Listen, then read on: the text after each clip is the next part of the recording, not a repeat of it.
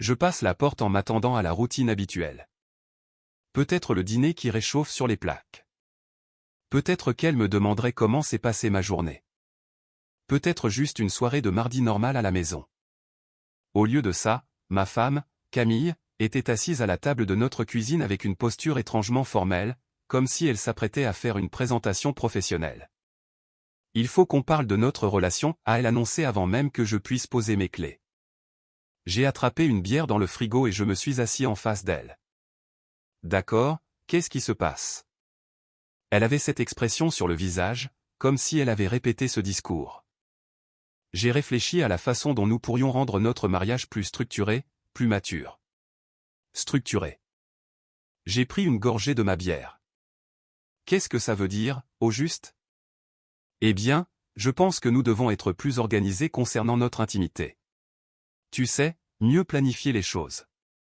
Je pensais qu'une fois par semaine serait approprié. Tous les samedis soirs. J'ai failli m'étouffer avec ma boisson. Tu veux planifier notre vie sexuelle? Ne rends pas ça vulgaire. Je parle de mettre des intentions claires dans notre relation physique.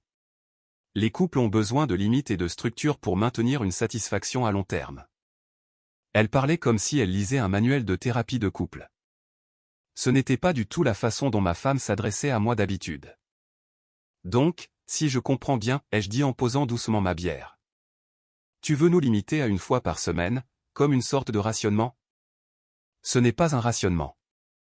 C'est privilégier la qualité sur la quantité. Quand les choses sont trop disponibles, les gens ne les apprécient plus. Cette phrase est mal passée. Trop disponible. Tu parles d'un mariage ou d'un abonnement Netflix? Son visage a pris cette expression têtue. Tu ne prends pas ça au sérieux. J'y ai beaucoup réfléchi. Oh, je le prends très au sérieux.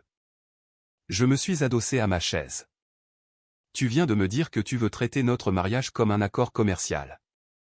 Donc, je me demande si je devrais commencer à faire jouer la concurrence pour trouver de meilleures conditions. Qu'est-ce que c'est censé vouloir dire? Eh bien, si tu vas gérer notre relation comme une sorte de forfait au service limité, peut-être que je devrais envisager de changer de fournisseur. Tu sais, trouver quelqu'un qui propose des forfaits illimités. Son expression confiante s'est un peu fissurée. Ce n'est pas drôle. Je n'essaie pas d'être drôle. Tu viens de m'asseoir pour me dire que tu rationnes l'affection comme si nous étions en période de pénurie. Donc, je réponds en conséquence. Elle a bougé sur sa chaise. Tu fais de la dramaturgie. Il s'agit d'être mature et organisé. Les couples matures ne planifient pas leur intimité comme un rendez-vous chez le dentiste. Ils ne mettent pas de plafond sur la façon de se montrer de l'amour. Je me suis levé de table. Mais bon, si tu veux gérer les choses comme une entreprise, je peux m'adapter à ce modèle. De quoi tu parles? De rien. Rien du tout. Tu m'as donné beaucoup de matière à réflexion. J'ai repris ma bière et me suis dirigé vers le salon. Merci de m'avoir prévenu pour cette nouvelle politique. Je vais ajuster mes attentes en conséquence. J'ai entendu sa chaise racler le sol lorsqu'elle s'est levée. Où vas-tu réfléchir à ma proposition? Tu sais, comme n'importe quel consommateur intelligent le ferait face à de nouvelles conditions générales d'utilisation. Arrête de parler comme ça. Je me suis retourné pour lui faire face. Comme quoi? Comme quelqu'un à qui on vient de dire que son mariage est désormais soumis à des limites de consommation? Elle commençait à avoir l'air moins sûre d'elle. Je pensais que tu comprendrais. Je pensais que tu voudrais ce qu'il y a de mieux pour nous. Et tu as décidé ce qui était le mieux pour nous sans me demander mon avis. Tu as pris une décision unilatérale sur notre relation et tu me l'as annoncé comme si je devais juste l'accepter. Ce n'est pas comme ça. C'est exactement comme ça. Tu m'as fait t'asseoir, tu m'as dit que tu avais réfléchi à ça, et ensuite tu m'as informé de ta décision. Pas de notre décision, de ta décision. Je pouvais voir qu'elle assimilait tout ça, réalisant peut-être qu'elle n'avait pas aussi bien réfléchi à la question qu'elle le croyait. Écoute, ai-je continué. Si tu veux traiter notre mariage comme un contrat de prestation de service, je dois évaluer si mon investissement est rentable. Et pour l'instant, les conditions que tu proposes ne me semblent pas très compétitives. Sa bouche s'est ouverte et fermée sans qu'aucun son n'en sorte. Alors, voilà ce qui va se passer. Tu vas prendre le temps de réfléchir pour savoir si tu veux vraiment imposer des limites à l'amour dans cette maison. Et moi, je vais prendre le temps de réfléchir pour savoir si j'ai envie de rester abonné à un service qui réduit tout ce pourquoi j'ai signé au départ. Je suis monté à l'étage, la laissant plantée dans la cuisine avec l'air de quelqu'un qui vient de réaliser qu'il a peut-être commis une grave erreur. Depuis l'étage, je l'ai entendu m'appeler. Mon chéri, on peut en parler davantage? Bien sûr, ai-je répondu en criant vers le bas. Le lendemain matin, elle était déjà partie quand je me suis levé pour aller travailler. Pas de café préparé, pas de petits mots, rien. Juste la façon dont j'avais laissé ma tasse à café dans l'évier la veille au soir, toujours là. Au cours des jours suivants, je n'ai pas changé ma routine de manière drastique, mais j'ai changé mon approche. Quand elle m'a demandé comment s'était passée ma journée, je lui ai donné l'essentiel et je suis passé à autre chose. Quand elle a commencé à parler de ses collègues ou d'un drame avec sa sœur, j'ai écouté poliment mais je ne me suis pas investi comme j'en avais l'habitude. Tu as l'air distant, m'a-t-elle dit le jeudi soir alors que nous regardions la télé. Juste fatigué, ai-je répondu, sans quitter l'écran des yeux. Tu es toujours contrarié par notre conversation de l'autre jour? Je me suis tourné vers elle. Contrarié? Non, je m'adapte. Tu t'adaptes à quoi? Aux nouvelles conditions. Tu as été assez clair sur le fait que l'affection spontanée ne fait plus vraiment partie du programme. Donc, je me recalibre. Elle a mis la télé en sourdine. Qu'est-ce que ça veut dire? Ça veut dire que je ne vais pas investir d'énergie émotionnelle dans quelqu'un qui considère notre relation comme quelque chose qui doit être contrôlé et limité. Ça n'a pas de sens d'un point de vue pratique. Tu es ridicule. Vraiment? Tu m'as dit que tu voulais planifier notre intimité, comme une réunion d'affaires. Alors maintenant, je traite cela comme une relation d'affaires. Professionnelle, polie, mais pas particulièrement personnelle. Je voyais bien qu'elle devenait frustrée. Je ne voulais pas dire qu'on ne pouvait pas être proche d'autre manière. Mais tu voulais bien dire que notre relation physique avait besoin de restrictions. Et si tu es à l'aise avec le fait de mettre des limites sur une partie de notre mariage, qu'est-ce qui t'empêche de décider que d'autres aspects ont aussi besoin d'être gérés? Elle n'avait pas de réponse à ça. Vendredi soir, elle a préparé mon dîner préféré, un beau faux filet, un gratin dauphinois, le grand jeu. Elle avait même allumé des bougies. C'est pour quelle occasion, ai-je demandé en entrant dans la salle à manger. Je n'ai pas le droit de préparer un bon dîner pour mon mari? Bien sûr que si. Mais le timing est intéressant, vu que tu viens de restructurer toute notre relation il y a quelques jours. Elle s'est assise en face de moi. Je pensais qu'on pourrait passer une soirée romantique. Romantique? Mais on est vendredi. Je croyais que la romance était désormais réservée au samedi soir entre 19h et 21h, ou peu importe le planning que tu avais en tête. Sa fourchette a teinté contre son assiette. Tu sais bien que ce n'est pas ce que je voulais dire. En fait, je ne sais pas ce que tu voulais dire. Tu m'as donné des paramètres très précis. Une fois par semaine, plus structuré, plus organisé. Ce sont tes propres mots. Je parlais de la partie physique, pas du reste. Tu vois, c'est là que je ne te suis plus. Tu ne peux pas séparer l'intimité physique de l'intimité émotionnelle et t'attendre à ce que tout le reste reste pareil. Quand tu dresses des murs dans un domaine, ça affecte tout le reste. Elle est restée silencieuse pendant un long moment, se contentant de remuer la nourriture dans son assiette. J'essayais d'améliorer les choses entre nous, a-t-elle fini par dire. Améliorer quoi? On n'avait aucun problème avant. En tout cas, je ne le pensais pas. Eh bien, a-t-elle hésité? Certaines filles au bureau parlaient de leur mariage, et elles disaient que quand les hommes s'installent dans un trop grand confort, ils arrêtent de faire des efforts. Ils n'apprécient plus ce qu'ils ont. On y était. Donc, ce n'était pas ton idée. C'était ma décision. Basée sur les conseils de personnes qui ne font pas partie de notre mariage. J'ai posé ma fourchette. Tu as laissé tes collègues te convaincre que notre relation avait besoin d'être réparée, même si tu ne pouvais identifier aucun problème réel. Elles sont mariées depuis plus longtemps que nous. Elles ont de l'expérience. Et comment se porte leur mariage? Sont-elles heureuses? Apprécient-elles vraiment d'être mariées à leur mari? Elle n'a pas répondu, ce qui était une réponse en soi. Voici ce que je pense qu'il s'est passé, ai-je continué. Quelques femmes aigries de ton bureau t'ont dit que tu en donnais trop, que tu devais me faire travailler plus dur pour obtenir ton attention, et au lieu de défendre notre relation, tu as décidé qu'elles avaient peut-être raison. Ce n'était pas comme ça. Alors c'était comment? Parce que de là où je suis, on dirait que tu as accordé plus de valeur à leurs opinions qu'à notre propre relation. Elle a commencé à pleurer, ce qui aurait pu marcher sur moi une semaine plus tôt. Mais là, je me sentais juste fatigué. Je ne voulais rien gâcher entre nous, a-t-elle dit à travers ses larmes.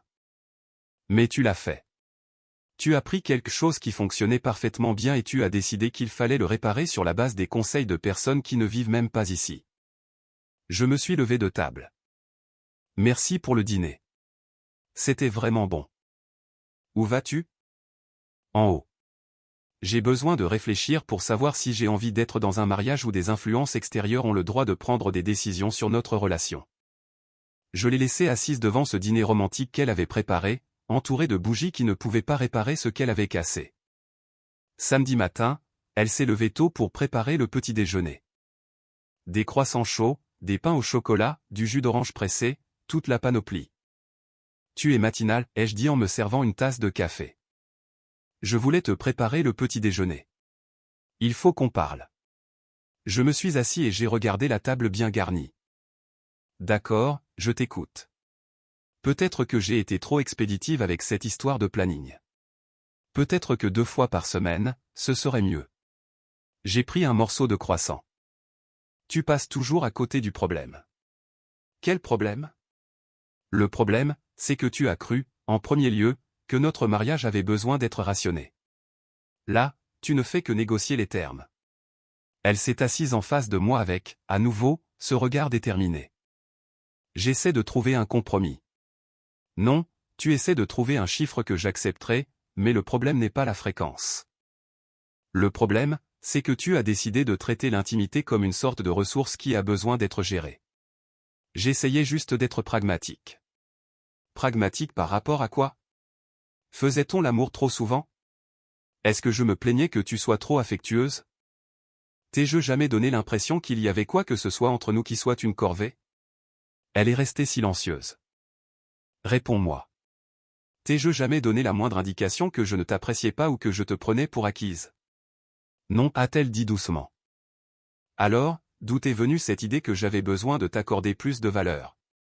Un autre long silence. Les filles au bureau disaient que les hommes s'installent toujours dans un certain confort et arrêtent de faire des efforts. Elles ont dit que je te facilitais probablement trop la tâche. Et as-tu dit à ces femmes que ton mari, lui, fait des efforts? Qu'il te dit qu'il t'aime tous les jours? Qu'il t'apporte le petit déjeuner au lit le week-end, se souvient de nos anniversaires, te demande comment s'est passée ta journée? Elle a baissé les yeux vers son assiette. Ou as-tu simplement hoché la tête quand elles t'ont dit que tous les hommes sont paresseux et ont besoin d'être dressés comme des chiens? Elles essayaient d'aider. Vraiment? Parce qu'on dirait bien qu'elles projetaient les problèmes de leur propre relation sur la nôtre. Et au lieu de défendre ce que nous avons, tu as décidé qu'elles avaient peut-être raison. Je me suis adossé à ma chaise. Parle-moi de ces femmes. Sont-elles heureuses en ménage? Eh bien, le sont-elles? Parlent-elles de l'amour qu'elles portent à leur mari ou se plaignent-elles d'eux en permanence? Elle était mal à l'aise maintenant. Elles se plaignent la plupart du temps. Donc, tu as pris des conseils matrimoniaux de la part de femmes qui détestent être mariées. Elles ne détestent pas être mariées. Ah bon? Parce que les femmes qui aiment leur mari ne passent pas leur temps à discuter de la façon dont les hommes ont besoin d'être gérés et contrôlés. Les épouses heureuses ne mettent pas au point des stratégies pour obliger leur mari à travailler plus dur pour obtenir une affection basique. Je pouvais voir que ça faisait mouche. Ces femmes ont empoisonné ta façon de voir notre mariage, et tu les as laissées faire. Je pensais qu'elles veillaient sur moi. Veiller sur toi? Elles essayaient de te tirer vers le bas pour que tu partages leur niveau de misère. Elle a recommencé à pleurer, mais cette fois-ci, ça semblait sincère et non plus manipulateur. J'ai tout gâché, n'est-ce pas? Ouais, c'est le cas. Tu as pris quelque chose de bien et tu as essayé de le réparer parce que des femmes malheureuses t'ont convaincu que c'était cassé. Qu'est-ce que je dois faire maintenant? Eh bien, d'abord, tu arrêtes de prendre des conseils sur le couple de la part de personnes dont les mariages sont des désastres. Ensuite, tu décides si tu veux réellement être marié à moi. Ou si tu veux être marié à une version théorique de moi qui saute à travers des cerceaux pour attirer ton attention. Je veux être marié à toi. Le vrai moi, le gars qui te montre de l'affection spontanément parce qu'il t'aime vraiment, ou le gars qui doit mériter une intimité programmée en respectant les standards que tes copines de bureau jugent appropriés. Le vrai toi. Alors tu dois comprendre que le vrai moi ne réagit pas bien quand on essaie de le gérer. Je ne suis pas un projet à améliorer sur la base de conseils venant de femmes qui ne supportent pas leur propre mari. Elle a hoché la tête en s'essuyant les yeux. Et il y a autre chose que tu dois comprendre. Quand tu laisses d'autres personnes influencer des décisions majeures concernant notre mariage. Tu es en train de me dire que de simples collègues de bureau ont plus leur mot à dire sur notre relation que moi. Je n'avais pas vu les choses comme ça. Eh bien, voilà comme ça maintenant, parce que c'est exactement ce qui s'est passé. Tu as donné à un groupe de femmes qui me connaissent à peine le pouvoir de changer le fonctionnement de notre mariage. J'ai fini mon café et je me suis levé. Où vas-tu? Réfléchir. Tu as des décisions à prendre pour savoir de qui l'opinion compte le plus pour toi. La mienne ou la leur? La tienne, a-t-elle dit rapidement. Alors prouve-le. Arrête de discuter de notre vie privée avec des personnes qui ont des arrière-pensées. Arrête de les laisser te convaincre que notre relation a besoin d'être réparée, et arrête de me traiter comme un problème qui a besoin d'être résolu. Je me suis dirigé vers la porte. Le lundi soir, je suis rentré à la maison pour la trouver au téléphone dans la cuisine. Elle a rapidement mis fin à la conversation en me voyant. C'était qui? Ai-je demandé en posant ma gamelle sur le plan de travail. Juste des trucs du boulot, a-t-elle dit. Mais quelque chose dans son ton sonnait faux. Des trucs du boulot qui t'ont obligé à raccrocher en vitesse quand je suis entré. Elle a hésité. C'était l'une des filles du bureau. Elle prenait de mes nouvelles. De tes nouvelles à propos de quoi? À propos de nous? À propos de la façon dont se passaient les changements? J'ai senti ma mâchoire se crisper. Donc tu continues à discuter de notre mariage avec ces personnes? Elle appelait juste pour voir comment j'allais. Et qu'est-ce que tu lui as dit? Un autre silence. Que les choses étaient un peu tendues. Un peu tendues?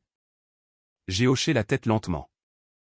Donc maintenant, elles savent que ton plan brillant ne s'est pas déroulé comme tu l'espérais. Elle essayait de me soutenir.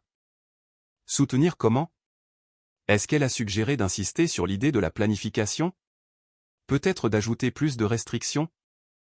Son visage m'a indiqué que je n'étais pas loin de la vérité. Qu'est-ce qu'elle a dit? Ai-je insisté. Elle a dit que tu étais probablement juste en train de me tester. Que les hommes font ça quand ils se sentent menacés par des limites. Te tester, hein? Je me suis frotté le front. Et quel était son conseil pour gérer ce test? Elle a dit que je devais tenir bon. Que si je cède maintenant, tu ne respecteras jamais les limites. Limites? J'ai répété le mot comme s'il avait un mauvais goût. C'est comme ça qu'on appelle ça maintenant? Elle t'a dit que c'était le propre des relations saines? Et lui as-tu dit que nous n'avions jamais eu de problème de limite avant qu'elle et ses amis ne s'en mêlent? Elle n'a pas répondu.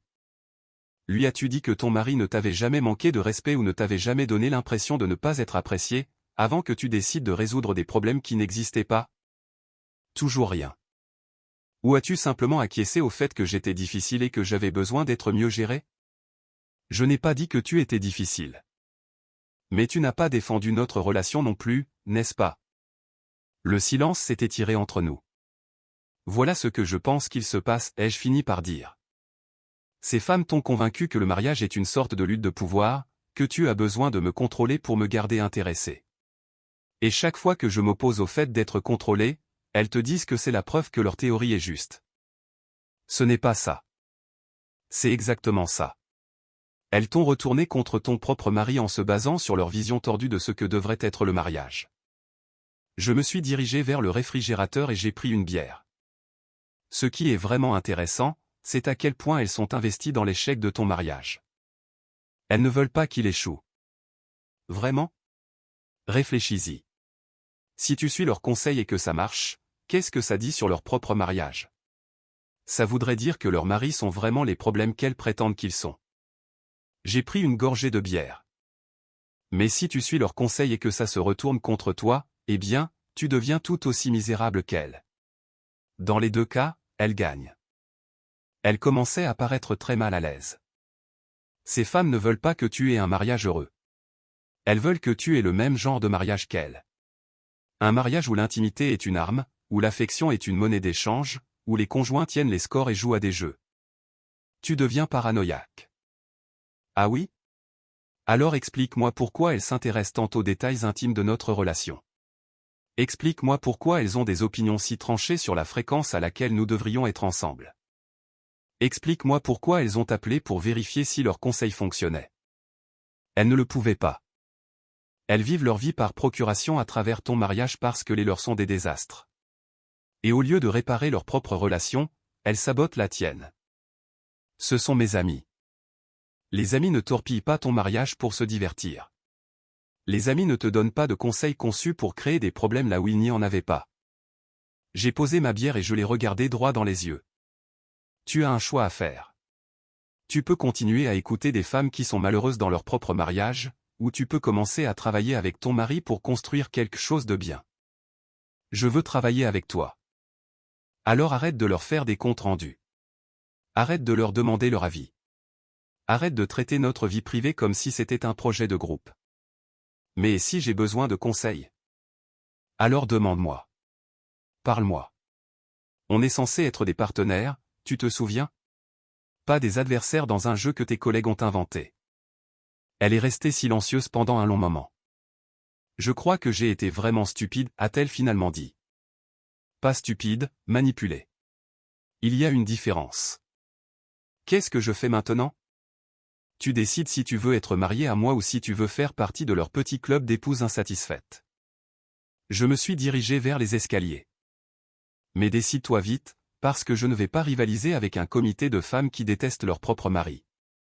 Le mardi soir, j'étais dans mon bureau quand elle a frappé à la porte. Je peux entrer? Bien sûr. Elle s'est assise sur la chaise en face de mon bureau. J'ai fait quelque chose aujourd'hui. J'ai levé les yeux de mon ordinateur portable.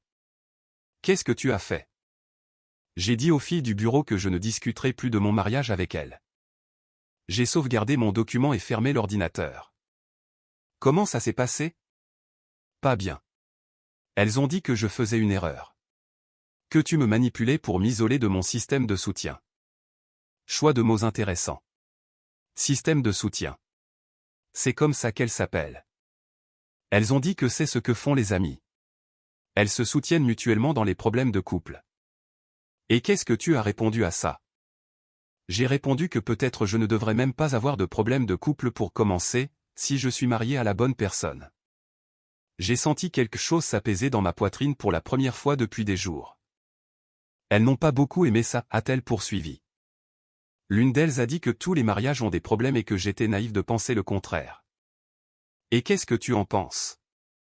Je pense qu'elles essayaient de me convaincre qu'être malheureuse est normal, que se disputer avec son conjoint fait simplement partie du mariage. Elle a bougé sur sa chaise.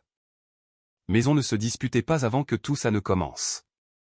On n'avait pas de problème avant que je ne les écoute. Non, en effet. Elles m'ont fait sentir qu'il y avait un problème avec nous parce qu'on s'entendait bien. Comme si tu faisais juste semblant d'être heureux ou que j'étais trop facile à vivre. Je me suis adossé à mon fauteuil. Et maintenant? Maintenant, je pense qu'elles étaient jalouses. Je pense qu'elles ne supportaient pas le fait que j'apprécie réellement d'être marié avec toi. Nous sommes restés assis dans un silence confortable pendant un moment. Il y a autre chose, a-t-elle dit. J'ai réalisé que je n'ai jamais vraiment voulu limiter notre intimité. J'aimais comment les choses étaient entre nous. Alors pourquoi as-tu accepté de changer ça? Parce qu'elles m'ont fait me sentir stupide d'être satisfaite. Comme si j'étais une sorte d'épouse crédule qui ne connaissait rien à la vie. Elle a commencé à pleurer, mais c'était différent cette fois. Pas des larmes manipulatrices, juste un regret sincère. Je les ai laissées me donner honte de t'aimer de la façon dont je voulais t'aimer. Je me suis levé et j'ai contourné le bureau pour m'asseoir sur le bord, plus près d'elle. Elles m'ont convaincu que l'affection spontanée était une faiblesse. Que si je ne te faisais pas faire d'efforts pour l'obtenir, tu cesserais de l'apprécier. Et qu'en penses-tu maintenant? Je pense que ce sont des femmes aigries qui ne supportent pas de voir les autres heureux. Et je pense que j'ai failli détruire mon mariage en les écoutant. Elle a levé vers moi ses yeux rougis. Je suis tellement désolé. Je ne sais pas comment je les ai laissées s'infiltrer dans ma tête comme ça. Parce qu'elles sont douées pour ce qu'elles font. La misère aime la compagnie, et elles ont trouvé un moyen de te recruter. Est-ce qu'on peut réparer ça? Est-ce qu'on peut revenir à comme c'était avant? J'ai pesé la question avec soin. On ne peut pas revenir exactement en arrière. Trop de choses ont été dites. Trop de choses ont changé. Son visage s'est décomposé. Mais nous pouvons aller de l'avant. Nous pouvons construire quelque chose de mieux, à condition que tu comprennes que notre mariage, c'est entre nous. Pas nous et tes collègues. Pas nous et les conseils qu'elles ont envie de te donner. Juste nous. Je comprends. Vraiment? Parce que la première fois que les choses deviendront un peu routinières ou qu'on traversera une mauvaise passe, vas-tu recommencer à écouter des voix extérieures? Non. Je te le jure, non. C'était ton signal d'alarme. Il n'y en aura pas d'autre. Si tu laisses à nouveau d'autres personnes prendre des décisions sur notre mariage, je ne resterai pas dans les parages pour voir comment ça se termine. Je sais. Je l'ai compris, maintenant. J'ai tendu la main et j'ai pris la sienne. Je t'aime. Je t'ai toujours aimé. Mais je refuse d'être géré, contrôlé, ou traité comme un projet qui a besoin d'être amélioré. Je ne veux pas te gérer. Je veux juste être marié avec toi. Alors sois marié avec moi. Pas à la version de moi que tes amis pensent que tu devrais vouloir. Le vrai moi. Elle a serré ma main. Le vrai toi, c'est exactement celui dont je suis tombée amoureuse. Alors rappelons-nous de ça, tous les deux. Elle s'est levée et s'est rapprochée. Je peux te prendre dans mes bras. Tu n'as jamais besoin de demander la permission pour serrer ton mari dans tes bras. Alors qu'elle passait ses bras autour de moi, j'ai eu l'impression que nous étions enfin de nouveau dans le même camp. Fini les comités, ai-je dit doucement. Fini les comités, a-t-elle approuvé. 3 semaines plus tard, les choses revenaient à la normale. Pas l'ancienne normalité, mais une meilleure normalité. Elle avait complètement coupé court aux conversations toxiques au travail, et j'avais pu voir la différence immédiatement. Comment ça se passe avec tes collègues, ai-je demandé lors d'un dîner. Différemment. Elles ne sont pas contentes après moi, mais je m'en fiche complètement maintenant. Que disent-elles? Elles ont presque arrêté de m'inclure dans leurs discussions. Quand elles essaient d'aborder des questions de couple, je dis simplement que mon mariage relève du domaine privé et je change de sujet. Elle a pris une bouchée de sa salade. L'une d'elles m'a coincé dans la salle de pause hier et m'a dit que tu m'avais lavé le cerveau. Et qu'est-ce que tu lui as répondu? Je lui ai dit qu'elle devrait peut-être moins s'inquiéter de mon mariage et plus de la raison pour laquelle elle est si malheureuse dans le sien. J'ai souri. Comment elle l'a pris? Pas très bien. Mais j'ai réalisé quelque chose. Ces femmes se plaignent des mêmes problèmes de couple depuis des années. Elles n'essaient jamais vraiment d'arranger quoi que ce soit. Elles veulent juste rester en colère et entraîner tout le monde avec elles vers le fond. Et maintenant, tu ne fais plus partie de ça. Maintenant, je ne fais plus partie de ça, a-t-elle confirmé. Nous avons mangé dans un silence agréable pendant un moment. J'ai un aveu à te faire, a-t-elle fini par dire.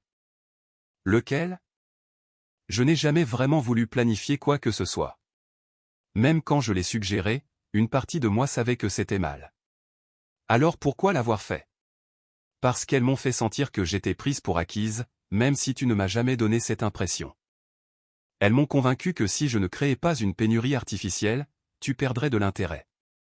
Et qu'en penses-tu aujourd'hui? Je pense que c'est le conseil de couple le plus stupide que l'on puisse donner. Pourquoi voudrais-je créer des problèmes là où il n'y en a pas? Elle a tendu la main par-dessus la table pour prendre la mienne. Je crois qu'elle se sentait menacée par le fait qu'on s'apprécie réellement, qu'on n'a pas besoin de jouer à des jeux pour garder les choses intéressantes. On n'a pas besoin de jeux. Non, on n'en a pas besoin. On n'en a jamais eu besoin. Plus tard dans la soirée, nous regardions un film lorsqu'elle a abordé un autre sujet. Je dois te dire quelque chose qui risque de te mettre en colère. J'ai mis le film sur pause. Qu'est-ce que c'est? Avant que tout ça n'arrive, elle faisait pression pour que je sorte plus souvent avec elle. Des soirées entre filles, des after-work, des week-ends. Elle disait que j'étais trop attaché à toi. Trop attaché à mon propre mari. Elle disait que ce n'était pas sain de vouloir passer autant de temps ensemble, que j'avais besoin de plus d'indépendance. J'ai senti cette frustration familière monter. Donc, elle travaillait à nous séparer bien avant cette histoire de planning. Oui, je crois que ce n'était que l'étape finale. D'abord, me convaincre de passer moins de temps avec toi. Ensuite, me convaincre de limiter l'intimité. Et après? Te convaincre que je n'en valais pas la peine du tout. Probablement. Je vois tous leurs plans maintenant. Et je n'arrive pas à croire que j'ai failli tomber dans le panneau. Elle s'est tournée complètement vers moi. Je veux que tu saches que je préférerais passer toutes mes soirées avec toi plutôt que de sortir avec des femmes qui détestent leur propre mariage. Tant mieux. Parce que moi aussi, je préférerais passer toutes mes soirées avec toi. Même quand je suis stupide et que j'écoute de mauvais conseils? Surtout à ce moment-là. C'est là que tu as le plus besoin de moi. Elle a ri. J'adore le fait que tu n'aies pas abandonné notre couple, même quand j'essayais activement de tout faire foirer. J'adore le fait que tu aies compris ce qui se passait et que tu nous aies choisis, nous, plutôt qu'elle. Ce n'était même pas un choix difficile une fois que je l'ai vu clairement. Elle t'offrait des drames, des jeux et des conflits artificiels. Moi, je t'offrais un véritable partenariat. Et qu'est-ce que tu as choisi? Je t'ai choisi, toi. Je te choisis tous les jours. Elle s'est blottie contre moi sur le canapé. On peut faire un pacte? Quel genre de pacte? Si jamais l'un de nous est tenté de suivre les conseils de personnes dont les relations sont des désastres, l'autre a la permission de lui faire remarquer à quel point c'est ridicule. Marché conclu. Et plus d'influences extérieures qui prennent des décisions sur notre mariage. Absolument. Elle est restée silencieuse un instant. Je suis vraiment désolé de nous avoir fait traverser ça. C'est fini maintenant.